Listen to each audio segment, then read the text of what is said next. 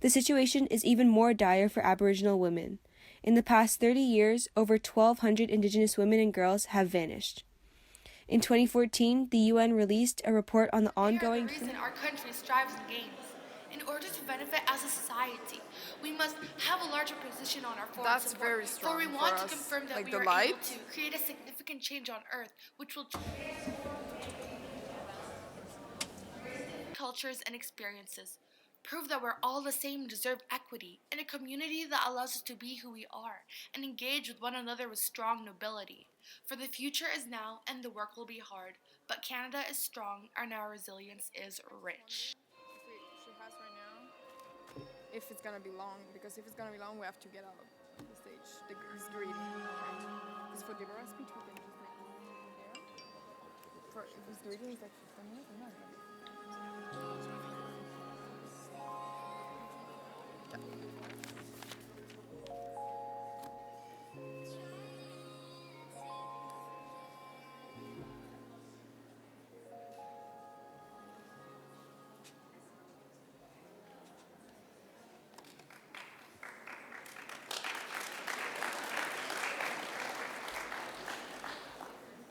Bonjour and good Bonjour. Bienvenue au Forum Jeunesse sur les droits de la personne. Sur les droits de la personne, je m'appelle Gabrielle Marleau et je suis une jeune ambassadrice de 150 Expérience Canada et moi. Et je suis honorée d'avoir été choisie à agir à titre de maître de cérémonie pour l'événement d'aujourd'hui. My name is Dan. Je m'appelle Danielle Sadler et je suis également un jeune ambassadeur avec Expérience Canada 150 et moi. Et je suis honorée d'avoir été invitée pour être votre maître de cérémonie à l'événement d'aujourd'hui.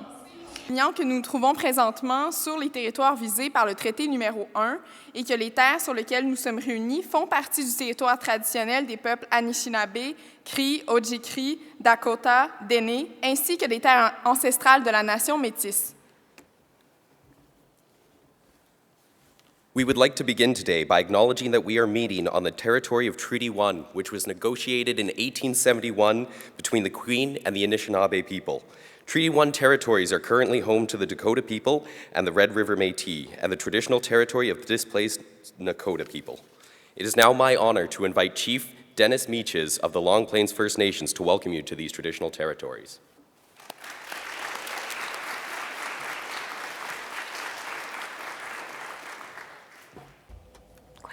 I'm on the wrong channel.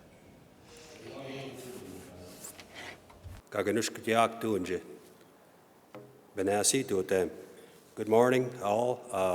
Bonjour, bienvenue à tous. Nous allons commencer avec une chanson, une prière de chanson. Si vous pouvez vous lever, s'il vous plaît.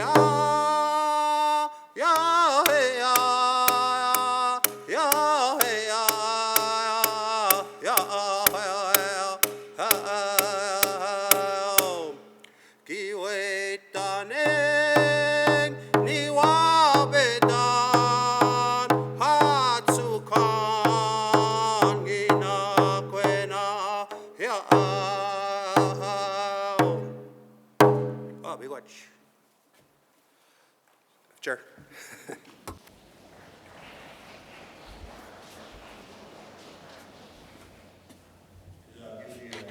C'est un très grand honneur pour moi d'être ici avec vous ce matin. C'est une magnifique journée.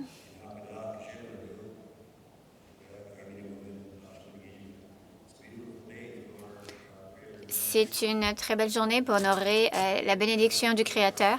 Merci beaucoup de me donner l'occasion d'être ici avec vous ce matin, surtout avec des jeunes ici. Bienvenue sur le territoire du traité numéro 1. Notre traité a été traité en 1871, le 3 août. Ça sera notre 150e anniversaire, le 150e anniversaire de notre relation de traité avec le Canada. Alors, nous tous ici, nous avons le battement de cœur de Mère Terre dans notre cœur, dans nos veines. Nous sommes un et le même. Pour le Canada, que nous considérons dans le monde entier comme étant un des meilleurs pays au monde, en tout cas en ce qui concerne les droits de la personne, il y a quand même des défis au niveau des peuples autochtones. Pour nombre d'entre nous, nombre de gens parmi nous, il y a beaucoup d'inconfort avec la célébration du 150e anniversaire du Canada. Et la raison pour ça, c'est que dans l'ensemble de l'histoire du Canada, c'est une histoire courte, mais il y a eu beaucoup de défis en ce qui concerne les peuples autochtones et surtout cette relation issue des traités, ainsi que des abus des droits de la personne. Dans l'ensemble du Canada, vous allez peut-être rencontrer des situations ou des positions de leaders autochtones qui vont vous dire « Mais pourquoi est-ce qu'on célébrerait le 150e anniversaire du Canada? » Je dois dire que j'ai eu des difficultés à comprendre ça, moi aussi, à essayer de comprendre de quoi il s'agissait. Mais quand même, je me lève le matin, je salue le soleil et je crois que le Créateur nous a donné sa bénédiction. Il y a beaucoup de travail à faire dans le domaine des droits de la personne. Depuis la signature des traités, nous avons eu un parcours difficile. Et à ce jour, il y a beaucoup de peuples des Premières Nations qui continuent à avoir la vie difficile. Vous connaissez tous l'histoire du Canada, hein? En tout cas la majeure partie de l'histoire. Et on est en train de commencer à réapprendre l'histoire autochtone, la manière dont ça devrait être enseigné. Par exemple, ce bâtiment ici, c'est un représentant de qui nous sommes au Canada. L'histoire des peuples autochtones, ça fait partie de ce bâtiment sacré. Un petit peu plus loin ici, à peu près à 1 heure de conduite à l'ouest, à Portage-la-Prairie, vous avez ma communauté, la nation de Long Plain. Nous sommes une réserve urbaine située dans la ville de Portage-la-Prairie et il y a également une école résidentielle. Alors, au fil des années, j'ai participé à la vie politique. Ça fait 21 ans que je participe à la vie politique.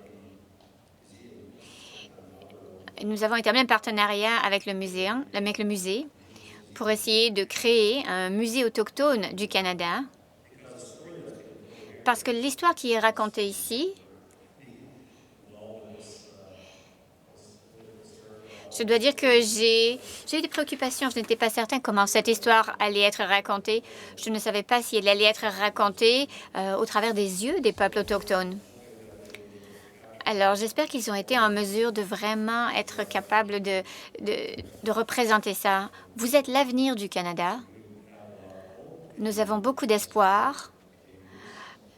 Vous représentez beaucoup d'espoir. Vous êtes des Canadiens jeunes. Vous venez de toutes les régions et de toutes les couches de la société. Vous pouvez changer qui nous sommes au Canada.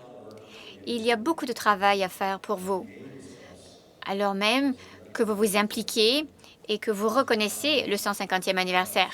Et lorsque vous allez devenir adulte, pour essayer de travailler et d'offrir un meilleur Canada. Alors, le message d'espoir pour les peuples autochtones à l'avenir, eh bien, c'est vous qui le portez. Vous êtes des jeunes Canadiens. Vous êtes prêts à reprendre les rênes du Canada. Vous êtes en train de vous préparer pour ce parcours difficile. Il n'y a rien de facile dans ce monde. Et vous avez qu'à voir ce qui s'est passé il y a quelques jours et aussi à revoir l'histoire du monde. Mais j'ai toujours été optimiste. J'ai été élevée par mes grands-parents. Ils ont élevé 8 enfants et 9 petits-enfants dans notre Première Nation. Mes parents sont allés dans un pensionnat indien. Nous avons tous des parents de la famille, des membres de la famille qui se sont battus pour le Canada dans la guerre de Corée. Et même nos anciens combattants autochtones ont été traités de manière très injuste. Alors, si on se penche vers l'avenir, eh bien, le travail que le Canada doit entreprendre, je veux dire, on voit qu'il y a eu des progrès qui ont été faits, il y a de véritables partenariats qui ont été établis dans ces traités. Pour nous, c'est difficile de ne pas célébrer le 150e anniversaire parce qu'on vient juste d'avoir le rapport de la Commission de réconciliation et de vérité. On regarde ça et on se dit, OK, bon, c'est l'année du 150e, je veux bien reconnaître ça, mais lorsqu'on arrive au 151e année, 152e année, je veux dire, nous avons une relation des traités, un partenariat avec le Canada qui remonte à 1871. Alors, je reconnais qu'il y a beaucoup de défis au niveau des droits de la personne auxquels nous devons faire face en tant que Première Nation, mais en même temps, je dois aussi réfléchir sur les progrès que nous avons faits, les gains que nous avons obtenus. Et vous, au fur et à mesure que vous avancez dans l'avenir, eh bien, j'espère que vous obtiendrez d'autres gains pour le Canada. Parce que, en tant que Canada, vous avez besoin d'une population autochtone qui sera forte, qui aura une économie solide, une qualité de vie qui sera égale et bonne, qui auront des droits de la personne qui seront égaux, afin que nous puissions déclarer sur la scène internationale que nous sommes réellement le pays numéro 1 pour les gens qui veulent venir nous rendre visite ou qui veulent immigrer ici au Canada ou qui veulent venir y travailler. Donc, tout ceci, ce sont des choses auxquelles il vous faut penser au fur et à mesure que nous avançons. Et il faut reconnaître qu'il y a encore beaucoup de travail à faire. Et ça, c'est vraiment mon message ce matin. C'était vraiment un préavis très court que j'ai reçu, mais je veux vraiment profiter de l'occasion que j'ai de parler aux jeunes parce que c'est tellement important. C'est vous qui seront la force motrice du Canada à l'avenir. Alors, je vous reconnais. Je vous souhaite bonne chance pour votre voyage ici sur la Terre. Et je veux également vous bénir alors que vous marchez sur la Terre. Merci.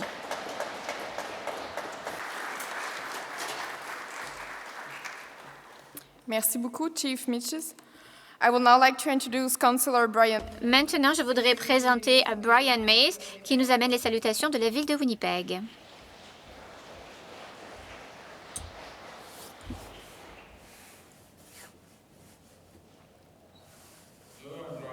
Bonjour, je m'appelle Brian Mays. Je suis un conseiller municipal pour le district de Saint-Vital.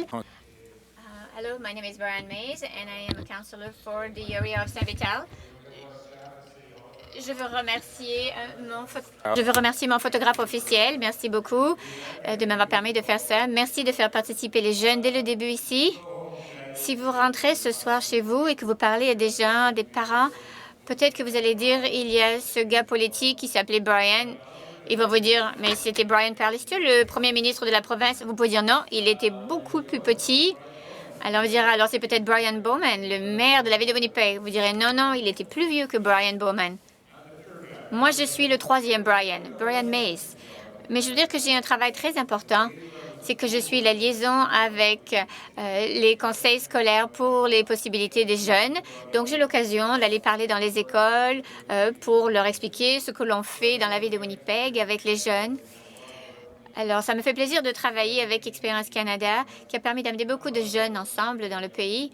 Nous sommes ravis de réunir les jeunes. Merci beaucoup de me donner l'occasion de parler ici. Merci pour l'occasion d'organiser ce forum. Alors, quelques pensées sur les droits de la personne. Lorsque j'ai grandi dans les années 70 à Saint-Vital, à Winnipeg, le docteur Axworthy va vous parler dans quelques minutes. Il était professeur ici avec mon père dans les années 70. Il n'y avait pas grand-chose à dire au niveau des droits de la personne. Ce n'est pas quelque chose qu'on discutait beaucoup à cette époque-là. C'était un concept un peu européen. Les gens vont vous dire, OK, je sais qu'il y a cette charte des droits canadiens, ça remonte à 200 ans à peu près. Mais n'oubliez pas qu'en fait, c'était en 1980 que ça a été signé, en 1982 que ça a été signé. Et c'est le Dr. Ashworthy qui travaillait pour le gouvernement fédéral à cette époque-là qui a aidé à négocier ça. Dans cette période de la politique canadienne, il n'y avait pas beaucoup de femmes qui travaillaient, donc c'était essentiellement un travail d'hommes. Mais il est important de se rappeler, et c'est la première chose que je veux vous dire, que les droits de la personne, c'est une lutte constante. Et depuis mon époque, eh bien, il y a eu énormément de progrès qui ont été faits au Canada. Et je crois qu'il est important de se rappeler aussi que vous, en tant que jeune, vous pouvez vraiment faire une différence. Je suis sûre que vous connaissez Malala Yousafzai, qui est cette jeune femme pakistanaise qui défend les droits des femmes et des filles au Pakistan à recevoir la même éducation. Elle avait reçu une balle dans la tête par les gens qui s'opposent à ça. Elle a survécu et elle a reçu le prix Nobel de la paix, la plus jeune personne à le recevoir. Et c'est devenue une représentante de la lutte pour les droits des femmes dans le monde entier. Nous avons un parc à Saint-Vital qui s'appelle le parc Malala en son honneur et elle est représentée ici dans ce musée. Donc, je veux vous dire que vous pouvez faire quelque chose en tant que jeune personne. Et la troisième chose que je vais vous dire, et je pensais à ça ce matin, je vous ramène ici à Winnipeg. Lorsque je disais, au début des années 70, on vient juste de commencer un programme il y a 2 semaines. La ville de Winnipeg va financer et offrir un super programme qui s'appelle Youth United in Winnipeg. Ça prend 10 jeunes des banlieues, donc 10 enfants du centre de la ville et 10 enfants des banlieues. Et ils vont travailler pendant 4 jours en échangeant de quartier. Puis ensuite, le 5e jour, ils se retrouvent dans une classe pour échanger. Alors, nous avons aussi ces appels à l'action du rapport de la Commission de vérité et de réconciliation. Ils se sont penchés sur des questions des pensionnats indiens au Canada. Et dans le contexte des droits de la personne, pour les gens de votre âge, les gens de l'âge de mes enfants, toute cette notion de réconciliation, eh bien, ça va être une question très importante et quelque chose sur lequel on peut travailler aussi. C'est pas une question académique, c'est pas une question d'histoire, c'est quelque chose qu'on doit respecter tous les jours. Et je pense qu'on commence à répondre à ce défi. Eh bien, le programme Youth United de Winnipeg, de la ville de Winnipeg, travaille là-dessus. La lutte se poursuit. J'ai parlé avec Hassan de Calgary qui va vous parler un petit peu plus tard. Il nous a dit, je pense qu'on va copier cette idée à Calgary et on a parlé un petit peu de ça. Donc, le travail continue sur les droits de la personne et une partie de ce travail va reposer sur vous. Donc, au nom de Brian Bowman, le ville de la Winnipeg et aussi au nom des autres conseillers municipaux, je vous remercie de m'avoir donné l'occasion de vous parler ce matin. Et je vous souhaite bonne chance pour aujourd'hui et bienvenue au Musée des droits de la personne. Merci au musée d'avoir organisé ça. C'est quelque chose qui sera très important pour les gens de votre génération. Merci. Merci, Monsieur Mays. L'événement d'aujourd'hui est diffusé en direct sur le web dans tout le Canada et nous savons qu'il y a au moins 600 jeunes qui nous suivent aujourd'hui. Nous aimerions vous souhaiter la bienvenue à vous aussi. Nous vous encourageons à prendre part activement aux discussions en nous transmettant vos questions afin que nous puissions les poser à nos conférenciers. Et plus tard, au courant de la journée, vous aurez également la chance de partager les réflexions et les idées qui auront émergé durant les ateliers que vous allez faire en petits groupes.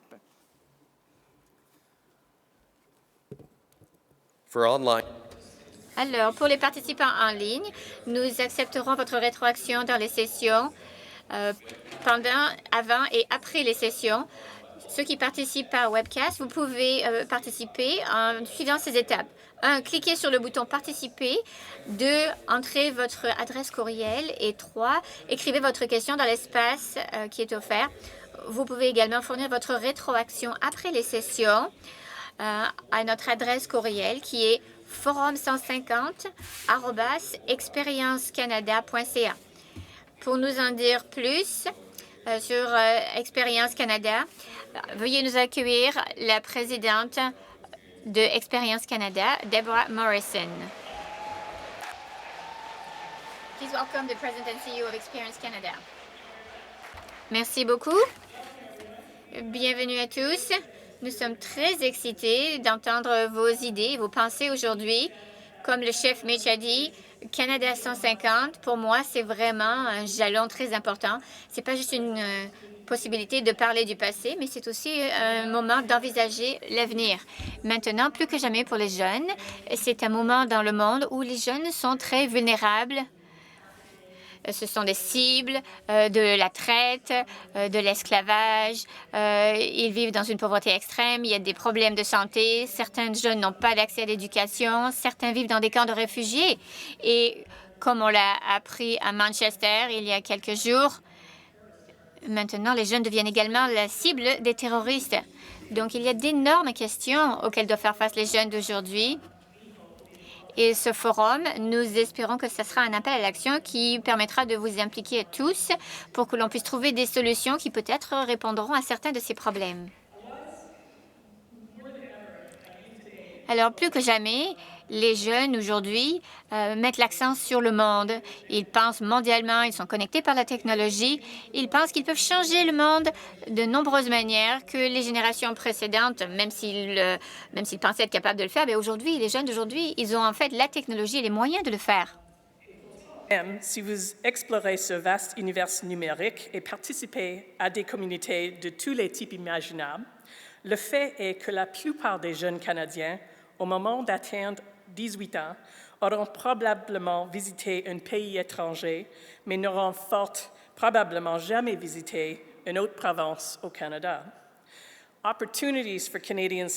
Les possibilités pour les Canadiens de se connecter les uns aux autres sont de moins en moins importantes, alors que le reste du monde s'ouvre à eux.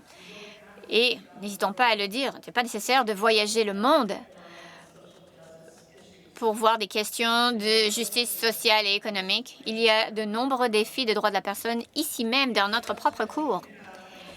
Même si on peut avoir un exemple exceptionnel qu'on veut montrer au monde en ce qui concerne la diversité et l'inclusion, nous ne sommes vraiment pas parfaits. Nous avons beaucoup de problèmes et il y a certainement beaucoup de choses qu'on pourrait faire de manière différente ou mieux. Alors, c'est peut-être une note sombre, mais je peux vous dire que nous sommes quand même très excités et très optimistes sur le fait que nous avons beaucoup de Canadiens qui vont grandir et devenir très fermes et très forts. Nous espérons que le Canada 150 va être l'occasion d'encourager les jeunes à penser à ces problèmes dans le contexte mondial.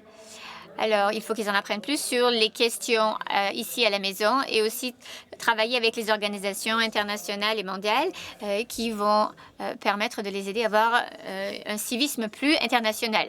Alors, nous voulons que vous nous disiez quels sont les plus grands défis, les meilleures opportunités pour votre génération. Plus de 2800 d'entre vous ont répondu et il y a encore des jeunes qui s'ajoutent à chaque forum. La réputation du Canada en tant que pays compassionné et humanitaire a vraiment été bien représentée dans beaucoup de sujets sur les droits de la personne. En fait, les droits de la personne, c'était le deuxième sujet le plus discuté. Il y avait seulement les questions d'environnement qui étaient en premier. Alors, nous allons sélectionner 150 jeunes qui vont voyager dans 4 endroits pour en apprendre davantage sur ce qui les intéresse et encourager d'autres. Alors, il y a 38 que vous avez vus ce matin pour en apprendre davantage sur les défis de justice sociale et économique et travailler avec des organisations extraordinaires comme Habitat pour Humanité, Winnipeg Harvest, la mission Siloam et Resource Alliance for Youth. Et ils vont apprendre donc ce que ces organisations font pour améliorer le monde. Aujourd'hui, nous vous demandons de penser aux droits de la personne dans le contexte d'assurer l'égalité dans nos propres communautés et de considérer le rôle et les responsabilités du Canada pour avancer la justice sociale et économique dans le reste du monde. Nous avons de très bons présentateurs. Certains sont des jeunes activistes qui vont vous inspirer et vous montrer qu'en fait, une personne peut faire la différence. Et dans quelques minutes, vous allez entendre un des défenseurs des droits de la personne les plus reconnus au Canada, l'ancien ministre des Affaires étrangères, l'honorable Lloyd Axworthy. Notre projet consiste à créer des liens entre les jeunes Canadiens et des leaders et militants exemplaires qui travaillent actuellement dans ces domaines et à reconnaître les contributions des Canadiens qui désirent véritablement une patrie meilleure. Nous sommes fiers de nous être associés à l'Ordre du Canada pour célébrer son 5e anniversaire cette année et mettre en vedette des membres de l'Ordre dans tous nos événements. But ultimately, the star of our show today. Mais vraiment, les stars de notre événement aujourd'hui, c'est vous. Nous passons beaucoup de temps à créer ces événements de jeunesse parce que nous voulons nous assurer d'entendre votre voix et la partager avec le reste du Canada. Après l'événement d'aujourd'hui, 38 d'entre vous seront choisis ici, dans le bâtiment, mais aussi en ligne, pour que vous faisiez partie de la délégation des 150 jeunes qui va parcourir le Canada et aller à Ottawa entre juin et juillet pour participer au Forum Jeunesse du Canada. À la fin du projet, vous nous aiderez à créer un rapport très important sur les questions et les possibilités qui intéressent le plus les jeunes du Canada. Alors, s'il vous plaît, faites quelque chose que l'on vous dit souvent de ne pas faire. Alors, parlez beaucoup, parlez fort et n'hésitez pas à exprimer vos pensées. Merci.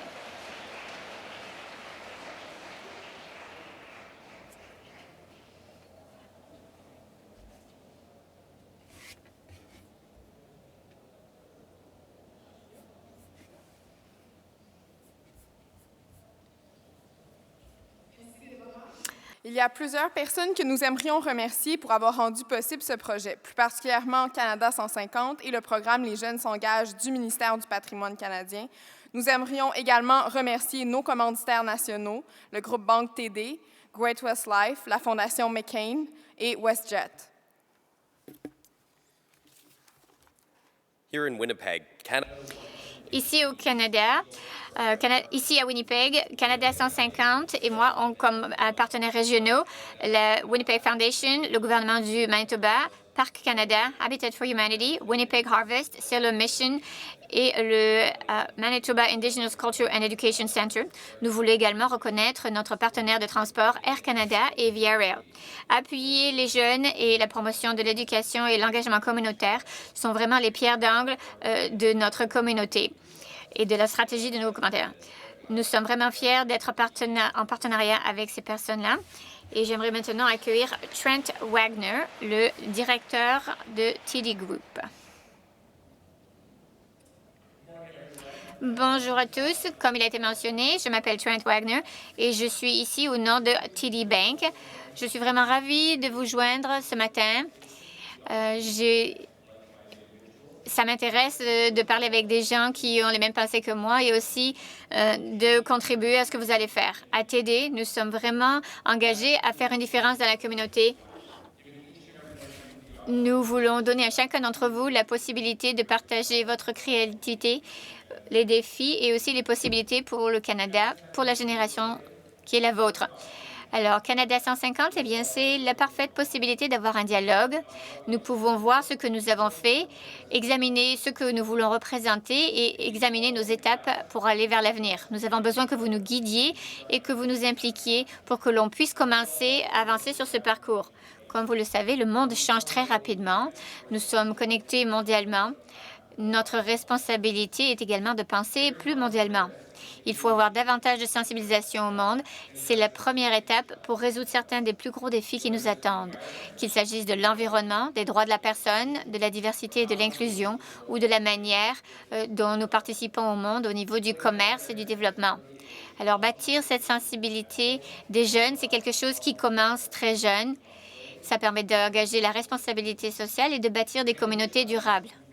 Beaucoup des défis que nous voyons ici et à l'étranger, ça devait exiger un nouveau mode de pensée et c'est pour ça que vous avez un rôle à jouer.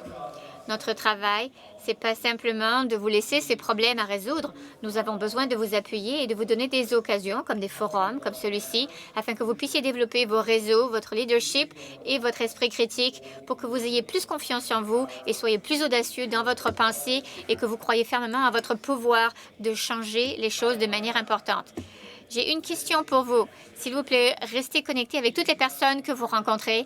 Demeurez en contact et encouragez-vous les uns les autres pour faire les changements que vous voulez tous apporter. Merci de m'avoir accueilli pour que je puisse dire ces quelques mots. Félicitations pour votre implication continue et joyeux anniversaire, Canada.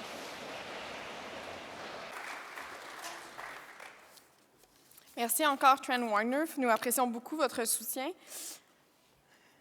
We are also delighted. Nous sommes également ravis d'accueillir ici le gestionnaire à Great West Life, Michael Emery, qui va dire quelques mots et présenter notre conférencier invité. Great West Life est une des compagnies les plus vieilles du Canada et les plus connues. C'est basé ici même à Winnipeg. C'était le premier de nos partenaires nationaux à nous donner son appui. Alors, s'il vous plaît, montrez-leur que nous apprécions qu'ils soient ici avec nous. Alors...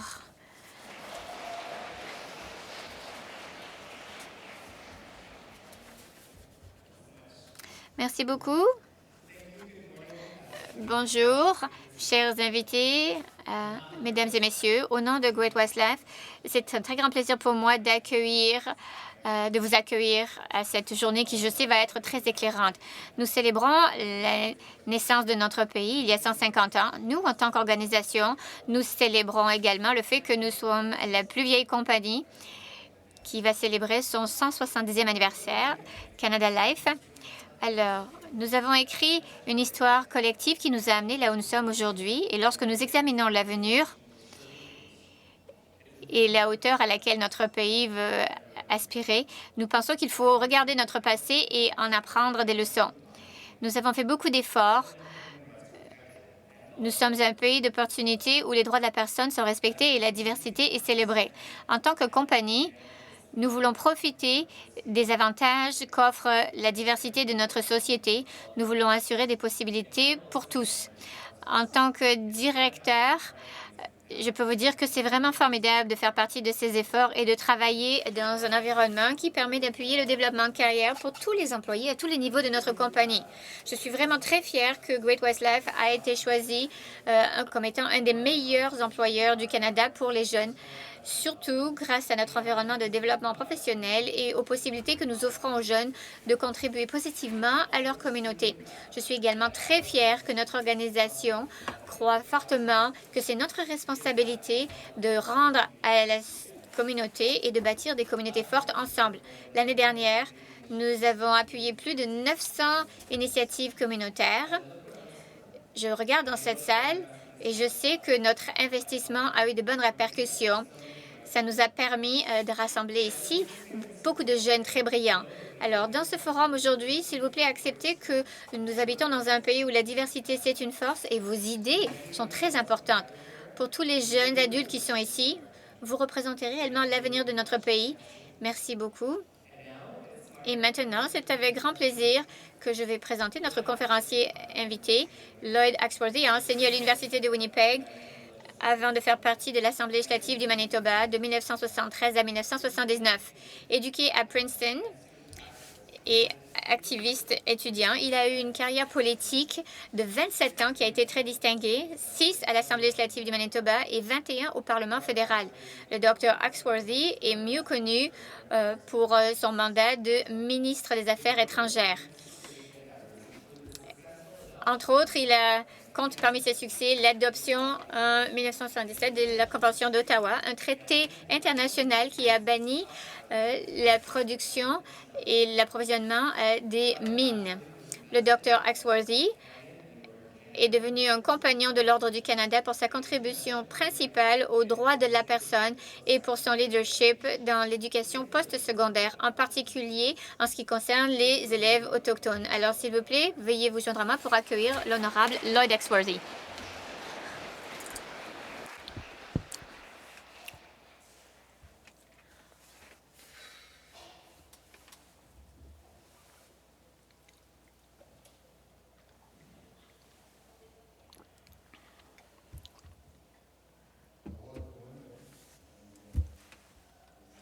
Bienvenue à Winnipeg. Et cette métaphore fantastique qu'on appelle le Musée des droits de la personne, qui est un monument qui sert à éclairer cette ville et tout le monde partout au pays, qui honore, qui explique, qui éduque les gens concernant ce qu'on appelle les droits de la personne. C'est une idée qui n'est pas né de la cuisse de Jupiter, c'est un produit par des gens qui se sont battu, pensé, ont eu des émotions, ils se sont servis de leur talent pour aider les autres humains à Winnipeg et ailleurs. Alors, je pensais commencer avec une petite histoire. Ah ouais, c'est un vieux schnock en haut là, qui a une histoire à raconter, là, la nostalgie puis tout ça. Bon. Mais si je compte les années, je pourrais dire qu'il y a environ 60 ans. J'étais étudiant dans le nord de Winnipeg, à la polyvalente. Et un de mes profs, R.J. Phillips, un prof d'histoire assez dur, mais très intelligent, a dit, écoutez, on va aller à l'auditorium civique, là, ici, dans le temps de la Compagnie de la baie d'Hudson, et on va écouter un politicien. Et tous les étudiants venaient, ah non, un autre politicien, bon. C'était notre pensée à l'époque. Hein. Et il nous a quand même donné un petit incitatif. Si on n'allait pas assister à la conférence, il nous enlèverait 25 de nos notes. Donc, nous y sommes allés avec enthousiasme.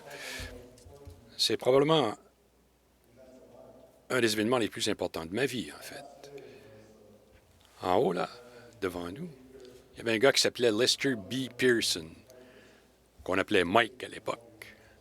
Bon, pour vous, c'est de l'histoire ancienne, tout ça, mais il venait tout juste de recevoir le prix Nobel pour la paix, pour avoir développé l'opération pendant la crise de Suède et qui a réussi à négocier un traité de paix pour amener les adversaires ensemble, c'est la création des casques bleus, etc. Bon, mais Mike Pearson, c'était pas un type de Hollywood, là. Non, il parlait avec un petit zézément et puis il ne présentait pas comme un héros, hein, mais quand je suis sorti de cet auditorium, je me suis rendu compte que la chose la plus importante qui est restée avec moi, tout d'abord, Mike Pearson nous a expliqué ce que c'était que d'être un Canadien. Il ne s'agit pas de dire Canada d'abord, etc. Non, il nous a parlé de notre histoire. A commencé avec nos Autochtones, nos peuples autochtones, le genre de culture qu'ils avaient, la façon dont ils réglaient leurs conflits, ils pouvaient se parler entre eux, donner à tout le monde l'occasion de participer. Et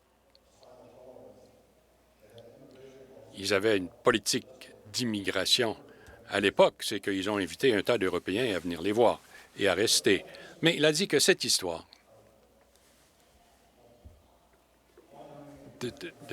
d'honorer, de reconnaître différentes personnes, différentes nationalités, c'était ça, notre force. Il ne s'agit pas d'avoir des conflits, il ne s'agit pas de contester l'idée d'identité, etc. Non, c'est comme ça qu'on est. Hein? On n'a pas besoin de guerre civile pour prouver qu'on pouvait vivre ensemble. On n'a jamais imposé une seule valeur commune. On n'a pas exigé des provinces et des régions et des gens de différentes nationalités de jurer fidélité, etc. On a dit non.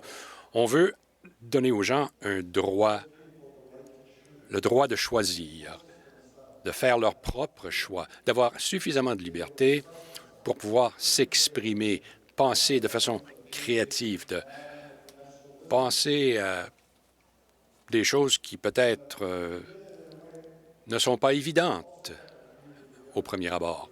Mais on a aussi agi de façon à se rassembler. C'est un pays rassembleur.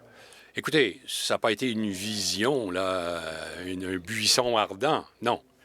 Les gens ont travaillé tranquillement. Nos ancêtres, hommes et femmes, se sont mis ensemble pour commencer à construire un endroit qui s'appelle le Canada, où il y avait différentes langues, différentes cultures, mais chacun respectaient l'autre. Il n'y en a pas un qui était meilleur que l'autre. Il n'y avait pas un esprit de supériorité, mais on a développé des politiques publiques basées là-dessus, des lois fondées là-dessus. Ça n'a pas cru comme un champignon, là, mais je dois dire que, bon, on a dit que j'étais député fédéral dans les années 80 avec Trudeau quand on a adopté la Charte des droits. Écoutez, ça fait 30 ans que j'ai été en politique et c'est là l'accomplissement dont je suis le plus fier.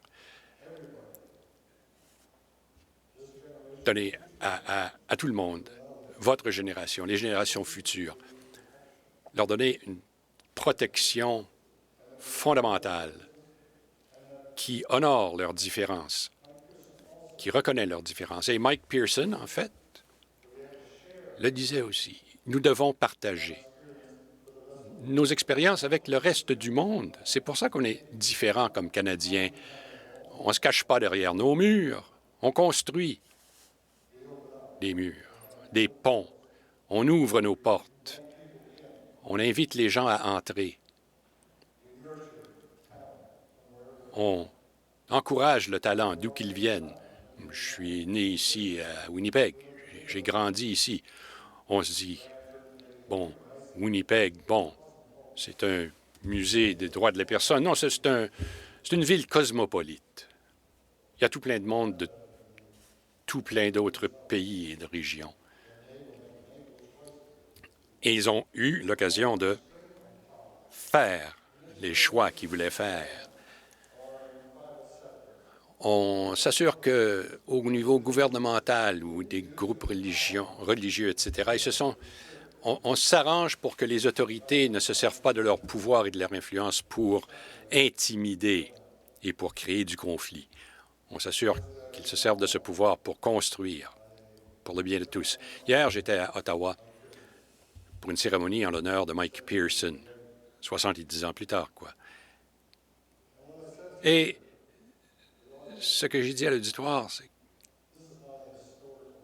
c'est pas une réalité historique, ça, ici.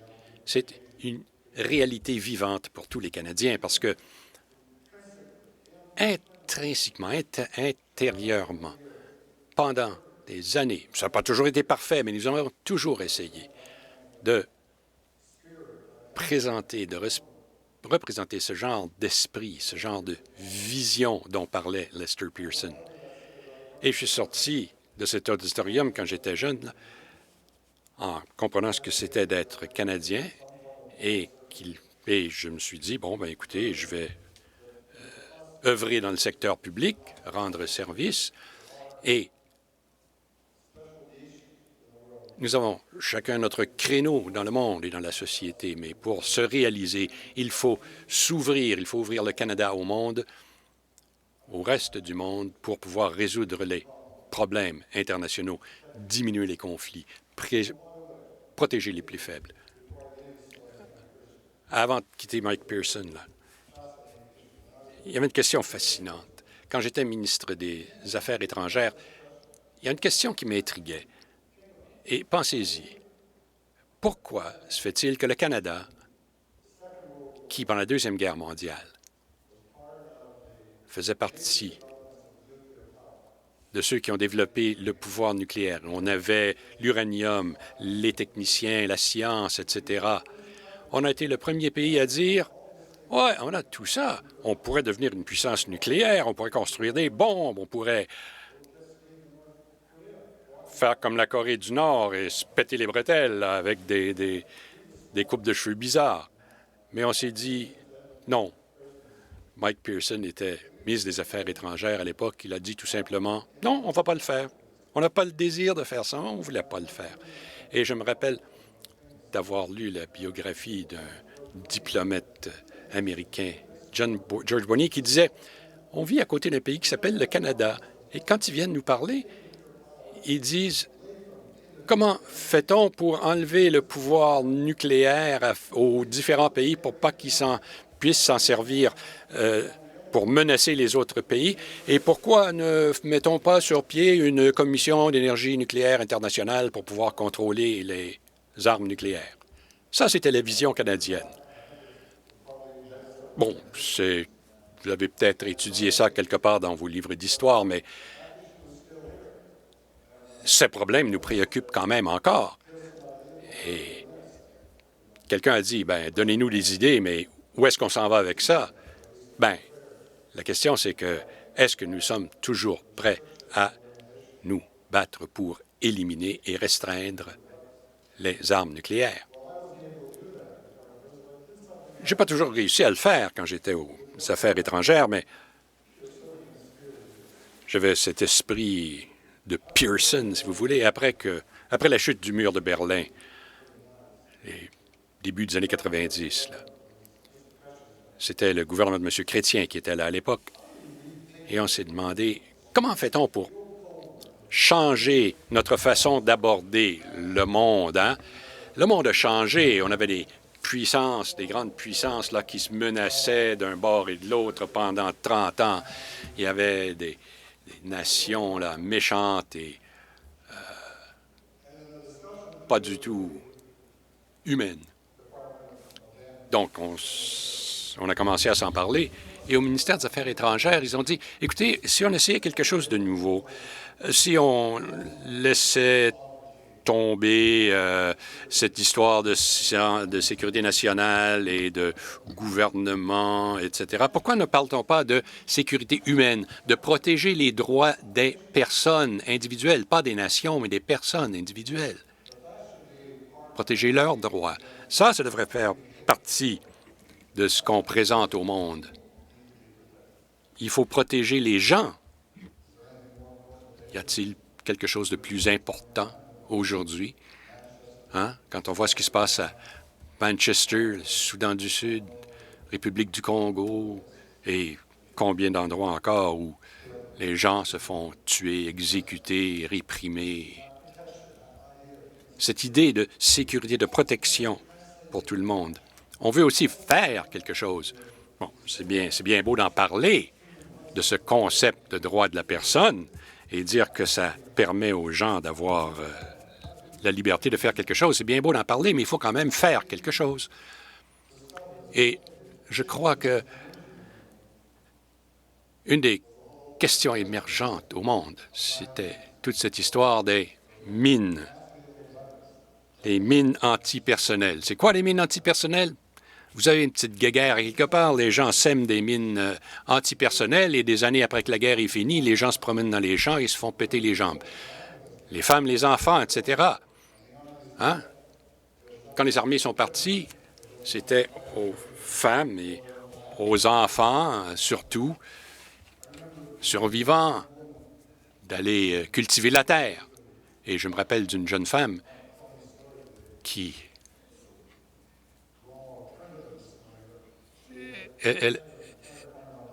tout son bras jusqu'à l'épaule avait été arraché par une mine antipersonnelle qui traînait là. C'était un petit truc, là. C'était une belle petite apparence, ça ressemblait à un papillon, c'était par terre, là. Elle a dit, hein, un beau jouet pour mon enfant. Et elle a ramassé la mine. Juste la chaleur de sa main a fait détonner cet objet. Imaginez-vous, quelqu'un qui a cette méchanceté, créer un jouet pour détruire quelqu'un. Bon, on va faire ça bref. On a décidé de prendre l'initiative partout au monde, travailler en partenariat avec d'autres pays, les Norvégiens, les Suédois, les Hollandais, etc. C'était pas juste un truc d'Amérique du Nord, là, pour s'amener ensemble et créer un traité qui bannirait totalement l'utilisation de ces mines antipersonnelles. On avait cette société civile qui était victime de ces mines, les gens qui avaient combattu dans ces guerres. Et ce sont les vétérans du Vietnam, aux États-Unis, qui avaient vu leur rang décimé par les mines antipersonnelles pendant la guerre du Vietnam. Alors, on a entrepris une campagne internationale. C'était international. Le premier ministre, moi-même, d'autres ministres, des sénateurs, des parlementaires, des députés, n'importe qui, qu'on pouvait envoyer partout au monde. Tout le monde pensait qu'on était fous. Mais on a invité le reste du monde à venir à Winnipeg, à Ottawa, en 1997. Et 120 nations ont signé le traité. C'était le traité de désarmement le plus rapidement signé au monde. Mais ce n'était pas une question de désarmer, c'était une question de protéger les gens, d'assurer leur sécurité. Aujourd'hui, on est parti de 80 000 à 6 ou 7 000 morts par personne. Il y a des places comme le Cambodge, où il y a encore des mines. En Syrie, en Irak, ils se servent encore des mines antipersonnelles là-bas, mais imaginez-vous ce qu'on peut dire comme Canadiens à cause de l'effort que nous avons fait. Hein? Les étudiants au secondaire qui vendaient de la pizza pour trouver de l'argent pour les gens qui avaient été blessés par les mines, pour trouver des prothèses, des jeunes gens qui avaient des réunions pour se demander où va-t-on à partir d'ici. Et la suite à tout ça, c'est de voir l'importance d'établir la règle de droit. Certains d'entre vous, j'espère, vont devenir avocats internationaux. Vous serez là en train de construire des droits, des lois qui vont protéger les personnes. Et c'était le but de toute cette initiative. C'est la plupart des problèmes du monde sont dus à un président, un politicien, un premier ministre qui essaie d'exploiter la haine, qui essaie de fomenter la haine et le conflit. Alors on s'est dit, pourquoi pas avoir une cour pénale internationale et établir les crimes contre l'humanité. Ces crimes incluaient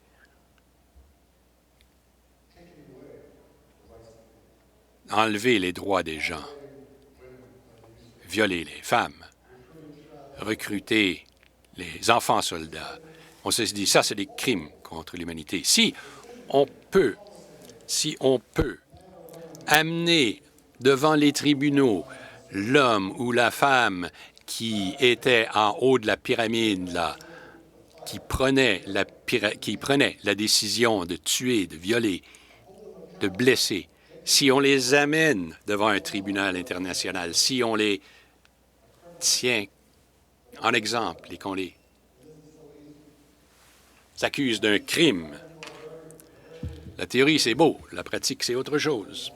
Je me souviens pendant la guerre des Balkans, quand on avait décidé, au nom de la protection des gens, que on se servirait de la force, nous, avec d'autres nations de l'OTAN, pour arrêter les combats au Kosovo. Et Slobodan Milosevic, qui était le président de la Serbie, faisait tout ce qu'il pouvait pour que la guerre se poursuive et se continue.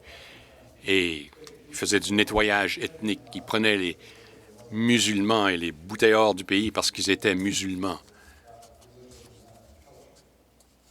Tout simplement une question de religion. Et c'est seulement quand on a réussi à mettre sur pied un tribunal pénal international que les gens autour de Milosevic qui commettaient ces crimes internationaux, c'est seulement à ce moment-là qu'il a décidé d'abandonner la partie et ils se sont retrouvés à la table des négociations et 3 jours plus tard, il n'y avait plus de combat. Après ça, on s'est aussi engagé à donner suite et à reconstruire ces pays. Et ça, c'est autre chose. C'est bien beau arrêter une guerre. Il faut quand même aider les gens à reconstruire le pays. Donc, ça nous a amené à adopter un principe que vous adopterez peut-être. La responsabilité de protéger. Vous savez, quand on parle de la responsabilité de protéger, vous savez de quoi on parle? Ah, alors, voici quelque chose de nouveau pour vous. Après cette guerre, on a décidé que on ne peut pas continuer à toujours réagir. Il faut avoir une règle aux Nations unies qui dit c'est la responsabilité de tout pays d'arrêter de tuer les gens, d'exterminer les gens, d'expulser les gens. Donc, on a mis sur pied une commission. La commission a fait rapport. Et tout le monde a dit, bien, l'idée, c'est que si un pays ne protège pas son propre peuple, ne peut pas protéger son peuple, ou est le prédateur, à ce moment-là, la communauté internationale a la responsabilité de s'engager. Toutes les règles de souveraineté sont brisées. Écoutez, si vous voulez être un État souverain, ben, il faut que vous agissiez comme il faut. Hein? Et je pense à ce qui se passe au Soudan du Sud aujourd'hui. 2 chefs de guerre. Il y a 2 ans. Il y avait eu la paix. Ils se battent maintenant, tuent, détruisent. Tout simplement, il y a une famine massive dans le Soudan du Sud. 1 million de réfugiés partent du Soudan du Sud pour aller ailleurs, comme Zimbabwe, etc. Pourquoi? C'est tout simplement l'argent. Hein? Il y a tout un réseau, là. George Clooney et sa femme, Yasmine, avaient dit qu'il y avait une sorte d'État noir. Il y a des gens en Europe, en Amérique du Nord, un peu partout, les banquiers, les financiers, etc., les vendeurs d'armes. Et tout ce beau monde fait de l'argent grâce à la destruction qui se réalise dans le Soudan du Sud. Pourquoi? Parce qu'il y a du pétrole. Le pétrole se vend au marché noir. Alors, toute cette idée pour protéger les droits de la personne aujourd'hui, c'est que ce n'est pas seulement les gens en haut de la pyramide, en fait, qu'il faudrait poursuivre, mais il va falloir poursuivre beaucoup de vraiment gens méchants sous eux qui travaillent tout simplement pour exploiter. Je vais vous donner un exemple de comment ça marche. L'an dernier, j'ai rencontré des jeunes gens à Washington, des hommes, des femmes, la vingtaine, des économistes, des spécialistes en ordinateur, des avocats, des scientifiques. Ils sont venus pour un truc de ONG qui s'appelait Enough. Ils allaient mettre fin au génocide. Ils en avaient marre des massacres de personnes innombrables. Et tout ça à cause de la cupidité de certains chefs. Alors, ce qu'ils ont dit, c'est que, écoutez, d'où vient l'argent? Hein? Comme diraient les Français, cherchez l'argent. D'où vient l'argent? Ils ont commencé à retracer. Il y en a beaucoup d'entre vous qui avez ce genre de petits trucs-là. On ne peut pas faire un de ces appareils aujourd'hui sans un métal rare qui se trouve seulement en République démocratique du Congo. Ils se sont aperçus que les grosses corporations, Intel, etc., Apple, achetaient ce minéral sur le marché noir illégalement et donc donnaient de l'argent aux chefs de guerre responsables de cette tuerie d'au moins 200 000 personnes. Alors, ils sont allés voir ces grosses compagnies. Ils ont dit, si vous n'arrêtez pas d'acheter ce minerai, nous allons vous nommer en public toutes les fois que vous achetez un petit téléphone, là. Vous tuez une personne innocente. En dedans de 3 semaines, ces compagnies avaient arrêté d'acheter le minerai. Et ça a changé le monde dans ce coin-là. On devrait faire la même chose en Soudan du Sud aujourd'hui. C'est pas parce que je veux parler seulement du Soudan du Sud, mais écoutez, si on regarde, si on se pose la question, qu'est-ce qu'on fait maintenant? Il y a toutes sortes de choses qui se passent là, aux Philippines, ailleurs. Le président Duterte, il ne parle même pas de droits de la personne. Et où je vois les choses les plus évidentes, on m'a demandé d'être président du Conseil mondial sur les réfugiés. Ça veut dire qu'on essaie de réformer le système des réfugiés pour permettre aux gens de venir en respectant leurs droits, le droit au sanctuaire, leur droit de se sauver de la persécution et de vivre comme ils veulent. Et une des choses que nous devons faire, et comme Canadiens, là, nous, parce que notre conseil est commandité par le gouvernement canadien et par une série d'autres compagnies ici au Canada. Il faut revenir à ce que disait Mike Pearson il y a tellement d'années. Ça nous prend les politiques et les institutions et les processus et les lois pour réaliser notre idée. Donc, il s'agit de mobiliser les gens, de rassembler les gens, de construire des partenariats dans la société civile, d'entreprendre des initiatives individuelles, comme le font beaucoup de Canadiens. On souhaite la bienvenue aux réfugiés syriens qui viennent chez nous. Ils viennent ici pour échapper à la guerre, mais savez-vous qu'aujourd'hui, il y a 21 millions de réfugiés au monde? 2/3 de la population du Canada, là, qui sont réfugiés. Où vont-ils? Qui en prend soin? Quels droits ont-ils? Bien, ils ont le droit d'aller à un camp de réfugiés, peut-être pour survivre. Les enfants ne vont pas à l'école, il n'y a pas de soins de la santé, ou peu s'en faut. Parce que le reste du monde, bien, ça ne les intéresse pas de payer. Mais l'avenir, et c'est pour ça que le Conseil est important, mais dans l'avenir, on parle peut-être de 60 millions de personnes qui n'ont pas de place où aller, qui sont sans foyer, qui n'ont pas de droit du tout, parce qu'ils n'appartiennent pas à un endroit ou un pays qui protège les droits de la personne. Alors, vous voulez parler de l'avenir, de ce que nous allons faire? Une des questions, et je ne dis pas ça parce que je suis satisfait de le dire ou heureux de le dire, mais j'ai des générations de Canadiens qui commencent à maturer maintenant, qui viennent à maturité, qui peuvent faire des choix, se demandent comment fait-on pour s'occuper de gens qui se sauvent de conflits, de famines, de sécheresse, de persécutions ethniques et religieuses. Comment fait-on pour les aider?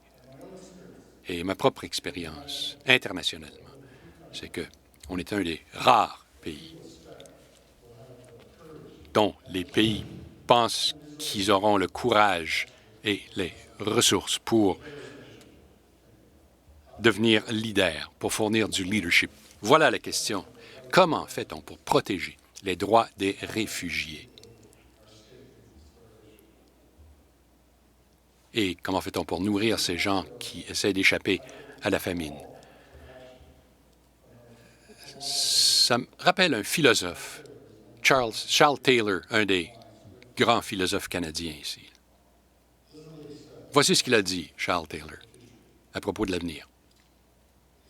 Il a dit, notre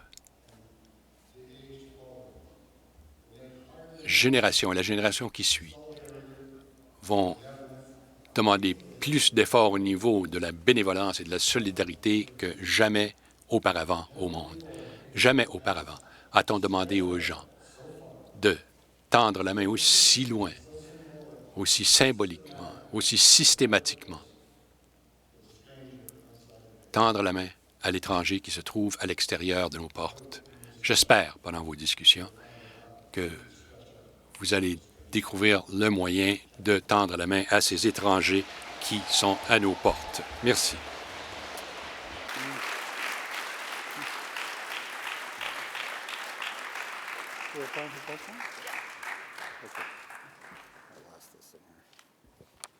Merci, Dr. Haworthy. Nous avons maintenant quelques minutes pour répondre aux questions. Nous invitons donc les personnes qui souhaitent poser une question à se mettre en ligne devant Adams et Kaylin, tous deux jeunes ambassadeurs et ambassadrices. Donc, vous pouvez poser vos questions en français. Ça va me faire plaisir de les traduire par la suite. On va prendre une question à la fois et M. Axworthy va y répondre par la suite. We will now invite those of you who want to ask questions. Nous invitons maintenant ceux d'entre vous qui veulent poser des questions, de se rassembler en arrière des ambassadeurs, là, derrière les micros.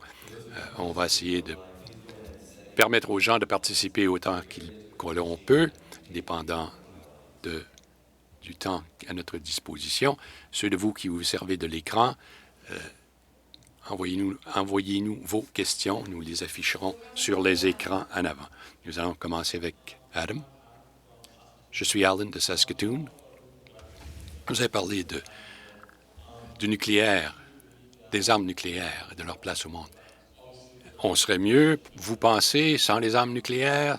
C'est évidemment dévastateur, mais si on y pense, depuis que ces armes existent, depuis la fin de la Deuxième Guerre mondiale, il n'y a jamais eu de guerre entre deux grandes puissances parce qu'ils avaient peur de se détruire mutuellement. Et nous avons donc découragé les grandes guerres, au moins. Alors, si on n'avait pas les armes nucléaires, est-ce que vous croyez vraiment que le monde s'en porterait mieux sans armes nucléaires du tout? Ben, 2 réponses rapides. On ne peut pas se permettre une guerre nucléaire, sinon la planète est finie. La planète ne survivrait pas une guerre nucléaire. Alors, comme police d'assurance, on doit faire tout ce qu'on peut pour réduire le risque. Et deuxièmement, ce risque augmente parce que les armes nucléaires, en fait, sont disponibles à d'autres pays. On se dirait peut-être, bon, peut-être qu'il existait un jour où l'Union soviétique, l'Amérique, les Britanniques, la France avaient de la communication entre eux, mais plus il y a de pays qui ont accès aux armes nucléaires, regardez ce qui se passe en Corée du Nord. Là. Vous voulez vraiment avoir un gouvernement totalement capoté avec des armes nucléaires à sa disposition? Écoutez, c'est une question humaine. Il pèse sur le piton et puis c'est parti. Hein?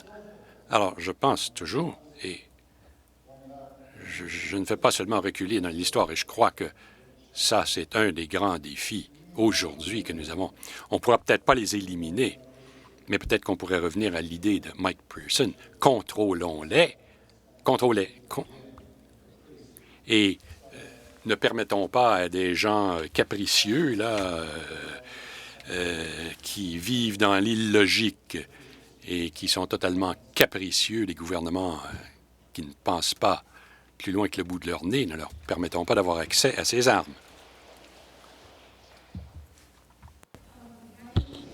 Je m'appelle Léa Schwartz, je suis de Winnipeg.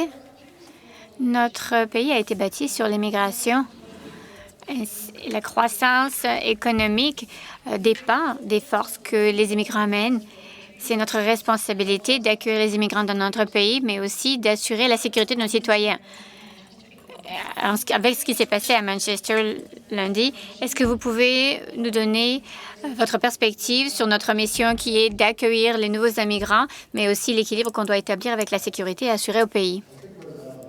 Je crois à l'heure actuelle que toute cette question de réfugiés et d'immigrants, c'est une question qui est tellement grande que, honnêtement, aucun pays ne peut accueillir seul toutes ces vagues. Ça, c'est la réalité difficile. Mais il y a plusieurs pays où ça se produit. La Jordanie a 1,6 million de réfugiés. Je vais y aller cet été. Nous, on est excités quand on a 300 immigrants qui traversent la frontière. Ça devient tout un problème au Canada, alors qu'en Jordanie, c'est 1,6 million d'immigrants. Donc, une partie du conseil sur lequel je travaille, c'est OK. Comment est-ce qu'on va faire pour partager le fardeau? Comment est-ce qu'on partage la responsabilité? La première chose, c'est de faire en sorte que ça soit plus facile pour un pays comme la Jordanie d'offrir le soutien dont les réfugiés ont besoin sur leur territoire. Deuxièmement, je crois qu'il faut examiner les chiffres que l'on peut peut-être accepter, nous, en tant que Canadiens. Et peut-être, c'est encore plus important, est-ce qu'on peut utiliser notre leadership pour essayer d'encourager et de persuader d'autres pays à ouvrir leurs portes? À l'heure actuelle, les pays européens Et avant, ils étaient tolérants, mais maintenant, ils ont fermé leurs portes. Ils ne veulent plus accepter qui que ce soit. Il y a comme un espèce de rétrécissement de l'engagement dans beaucoup de lieux au monde. Et je crois que nous, en tant que Canadiens, ce que l'on peut faire par l'intermédiaire de notre gouvernement, par les individus qui nous représentent, c'est parler avec des jeunes, des groupes de jeunes dans les autres pays et de dire, OK, si on veut avoir un monde stable, il faut qu'on puisse utiliser tout le monde. Les réfugiés, c'est des gens intelligents. Je veux dire, le Canada a été bâti, par exemple, par des gens qui sont venus ici. Nous avons une population autochtone, une communauté autochtone et indigène qui était très forte et on ne l'a pas traitée vraiment bien, comme l'a dit le chef Matches. Mais si on veut pouvoir continuer à prospérer et être ce que nous sommes, nous avons besoin que tout le monde amène son talent incroyable dans cette nouvelle ère d'information automatique, de développement, de technologie.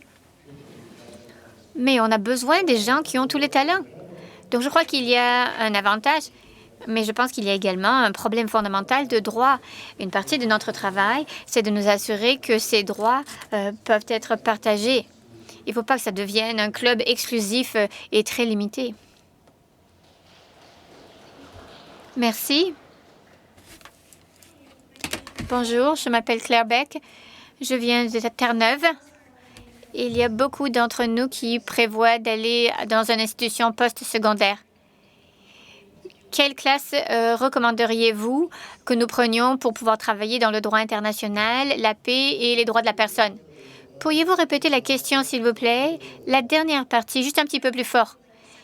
Quel sujet, quelle matière vous nous recommanderiez d'étudier à l'université pour aider dans le domaine dans lequel vous travaillez? Je ne pense pas qu'il y a un seul parcours à utiliser. Je veux dire, à l'université, vous pouvez travailler l'anglais, la science politique, l'économie et l'histoire. Je crois que l'important, c'est de devenir éduqué. Il faut utiliser ensuite cette éducation pour pouvoir avoir du bon jugement et offrir une perspective dans cet environnement public. C'est ce dont Mike Pearson a parlé lorsque je l'ai entendu parler ici à Winnipeg il y a de nombreuses années. Je crois qu'un des domaines qui est vraiment un domaine d'opportunité à l'heure actuelle, je dirais que les étudiants ici au Canada, dans les écoles secondaires et les universités, eh bien, ils deviennent beaucoup plus actifs et engagés avec leurs homologues dans les pays qui n'ont pas accès à l'éducation. Avec l'éducation à distance, l'éducation... bien, on peut s'assurer avec ce genre de technologie que les jeunes dans les camps de réfugiés, eh bien, ces jeunes qui sont dans les camps depuis 4, 5, 6 ans, ils peuvent finalement accéder à cette éducation. J'ai vu des projets dans lesquels des écoles secondaires, des universités ont assumé la responsabilité de se connecter, de partager, d'éduquer. Et ça devrait faire partie de notre éducation. L'apprentissage communautaire, tout comme on le partage ici au Canada, c'est quelque chose qu'on devrait faire dans le monde entier. Je veux dire, il y a des gens ici dans notre pays qui n'y ont pas accès. Moi, j'étais président de l'université pendant 10 ans et ce qui me rend le plus fier, c'est que nous avons commencé une initiative de participation pour des étudiants autochtones. Quand je suis partie, on avait 14 %, alors qu'au début, c'était seulement 10 %. Donc, c'est quelque chose dont je suis fière. Je m'appelle Lakita. Je suis de Vancouver, Colombie-Britannique. Ma question est la suivante. Comment est-ce que l'évolution de la liberté démocrate ainsi que la liberté de religion, comment est-ce que ça va changer sur la scène internationale? Je crois qu'on peut revenir à la Révolution française, si vous voulez. Ces activistes, ces militants ont créé un changement fondamental à partir d'une hiérarchie, d'une élite, afin que tout le monde puisse participer avec son vote. Je crois que le militantisme, c'est quelque chose que l'on voit dans bien des endroits dans le monde aujourd'hui. Le rôle des militants dans la société civile, comme par exemple pour le traité sur les mines. Peut-être que maintenant, il faut Il faut qu'on mette des gens dans les Nations unies qui seront plus efficaces pour essayer de résoudre ces conflits et qui vont tenir ces gouvernements responsables, comme par exemple par rapport à ce qui se passe au Congo, au Soudan. Il y a des problèmes de parité des genres, il y a des problèmes de pauvreté, il y a encore beaucoup de discrimination contre les femmes qui n'ont pas les mêmes droits économiques et sociaux dans beaucoup de pays. Et franchement, c'est la chose la plus idiote. Parce que si les femmes ne participent pas, eh bien, on ne pourra jamais leur offrir d'épanouissement de société. J'ai vu le président Trump qui a parlé dans les pays arabes au début de cette semaine et il a dit « OK, il faut qu'on poursuive les terroristes ». Bon, tout le monde est d'accord. Il a dit une fois que les terroristes auront été chassés, eh bien les choses vont s'épanouir en Arabie saoudite et dans les États du Golfe et en Asie. Mais non, ces pays-là ne vont jamais pouvoir y arriver s'ils n'ont pas un portefeuille des droits qui inclut la participation à 100% des femmes dans leur société. Et ça, c'est quelque chose qui est très important au niveau du militantisme.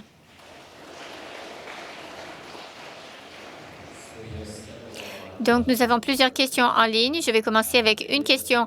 Linda qui demande « Pensez-vous que le Canada a une responsabilité de résoudre ses propres problèmes, comme par exemple l'égalité des sexes et la lutte pour les peuples indigènes avant de se battre sur la scène internationale? » Je vais revenir à ma propre expérience. Si vous allez, par exemple, si vous parlez de la parité des genres et des peuples autochtones, il n'y a pas de ligne qui sépare les problèmes internationaux des problèmes nationaux. Nous avons la Convention internationale sur les droits des peuples autochtones.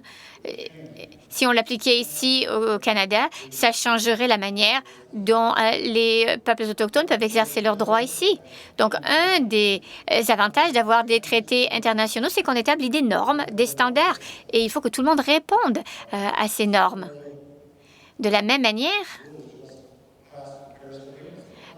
l'entente de Paris sur le changement climatique vient d'être signée. Alors, il faut tous que l'on réponde à ces critères et à ces attentes. Comment est-ce qu'on va faire? Eh bien, on va le faire au niveau national, on va le faire par province, par ville, par communauté, en bâtissant des technologies vertes et des technologies durables. Nous habitons tous dans ce système intégré, finalement. Et la question, c'est d'essayer d'arriver à un équilibre. C'est pour ça que la tendance que l'on voit où les gens disent « OK, je vais me lever, mais ce sera juste pour mon pays. » Non, plus personne ne peut être une île isolée maintenant. Honnêtement, ça va complètement à l'encontre des principes fondamentaux du monde d'aujourd'hui. Bonjour, je m'appelle Mara. Je viens d'un escadron de cadets de Colombie-Britannique. Vous avez mentionné qu'au niveau des affaires internationales, nous devons aller dans les pays qui ne peuvent pas protéger leurs propres citoyens. Pensez-vous que nous, en tant que Canadiens, nous devrions nous inscrire dans les forces armées? Pensez-vous que nous devrions prendre un rôle plus actif dans nos réponses militaires, comme nos voisins au sud le font, ou alors est-ce qu'on devrait continuer avec nos opérations de maintien de la paix? Je vais vous donner une réponse un peu plus complète qu'un simple oui. Alors, le maintien de la paix, ça a beaucoup changé. Un des exemples, c'est que pendant de nombreuses années, eh bien, le maintien de la paix, ça n'a pas protégé les gens. Ces gens-là, les soldats ne pouvaient pas utiliser leurs compétences. Maintenant, ils peuvent. Mais c'est qu'il y a beaucoup de pays développés qui ne veulent pas participer. On parle du fait que Mike Pearson, c'est le fondateur du maintien de la paix. Nous sommes numéro 70 sur la liste des troupes de maintien de la paix parce que nos gouvernements ne voulaient pas participer avant. Moi, c'est pour ça que je reviens à la question qui a été posée avant. On ne peut pas être efficace au niveau du maintien de la paix si on ne développe pas des institutions dans notre propre pays qui vont encourager les gens à le faire. Je crois qu'un des grands avantages de la nouvelle technologie, c'est que l'on peut faire le maintien de la paix de manière beaucoup plus efficace. J'ai rencontré des étudiants qui développaient, par exemple, des robots qui permettent d'enlever les mines du sol. Parce que les outils que nous avons, eh bien maintenant, ce sont les genres de choses qui nous permettent d'avoir des signes précurseurs. Si on peut gérer les conflits avant même qu'ils arrivent, c'est super. Les téléphones intelligents, par exemple. Si on peut empêcher l'utilisation illégale, à l'heure actuelle, on utilise les téléphones intelligents pour aider les réfugiés dans les camps de réfugiés au Liban afin qu'ils reçoivent des financements pour qu'ils aient un petit peu d'entreprise économique. Ça leur permet de démarrer des entreprises, ça leur permet de s'occuper d'eux-mêmes, de gagner un peu d'argent. Donc, il y a quand même une nouvelle technologie du maintien de la paix, mais il faut qu'on s'éduque à ce niveau-là.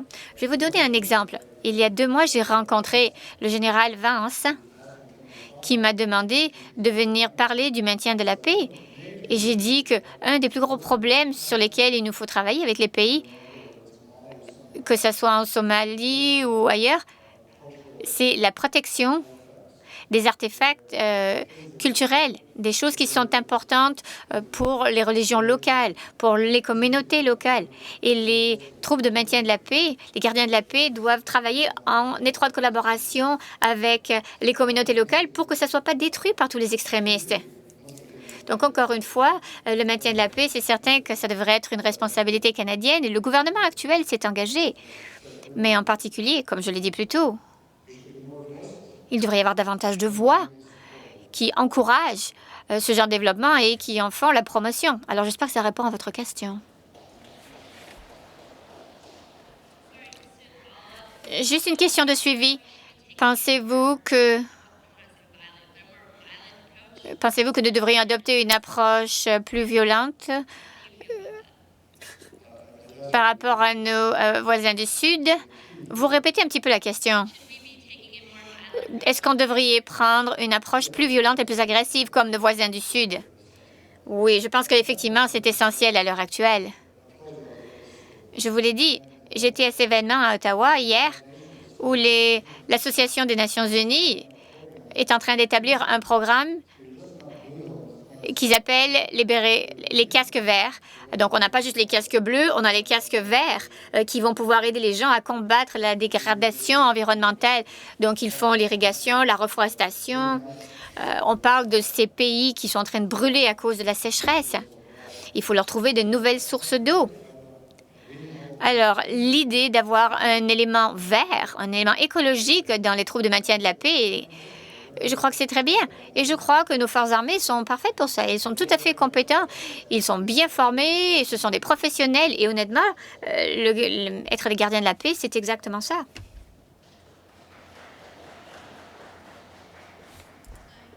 Bonjour, je m'appelle Marian Wu. Vous avez mentionné...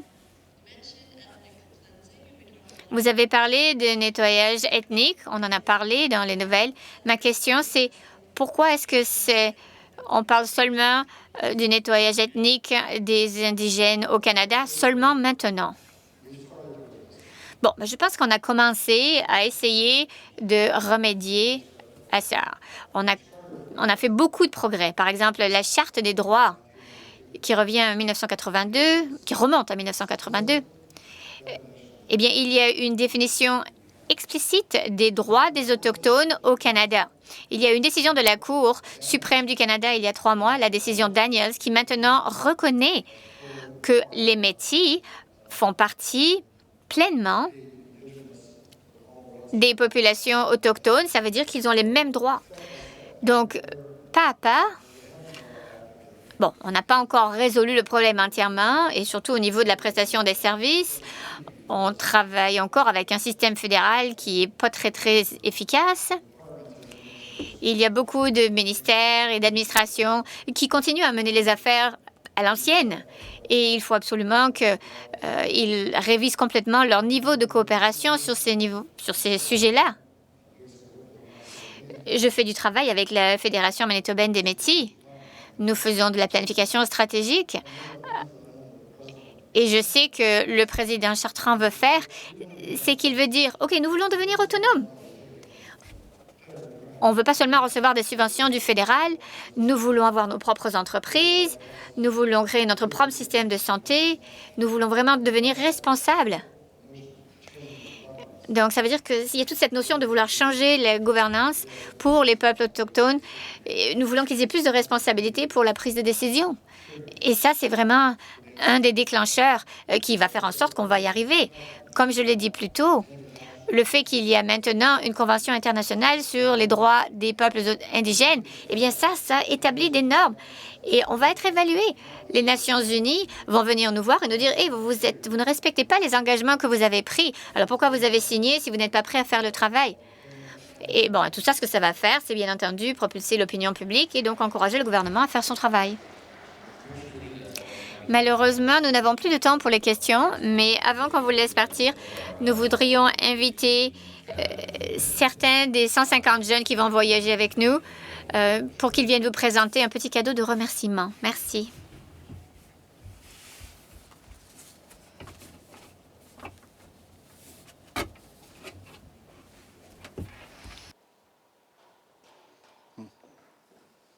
Hi, what's your name?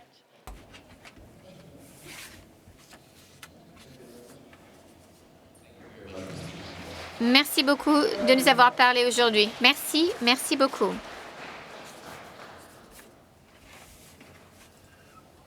Maintenant, prendre une pause dans la diffusion en direct sur le web jusqu'à 1h15 heure centrale, midi et quart heure de l'Est, afin que les jeunes ici à Winnipeg et dans vos classes qui participent en ligne puissent travailler en groupe afin d'échanger leurs idées. Les questions dont ils discuteront en atelier seront affichées sur la plateforme des diffusions en direct dans quelques minutes.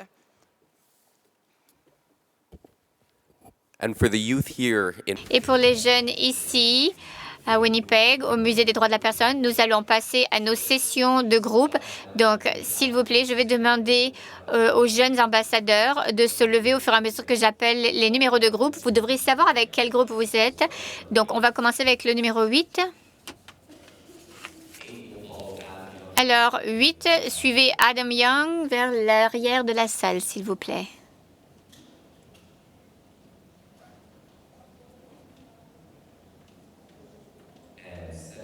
7. Alors, Kaylin, ici à l'arrière. Alors, on va juste attendre que le groupe numéro 8 ait quitté.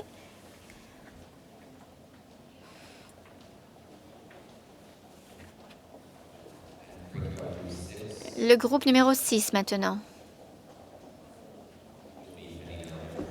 Vous allez aller avec Megan, s'il vous plaît.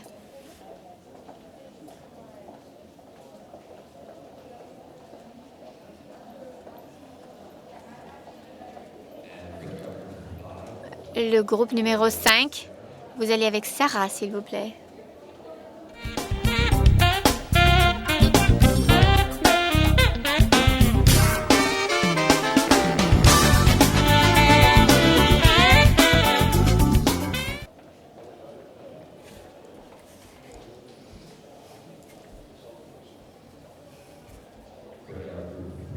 Groupe numéro 3 avec Maya, s'il vous plaît.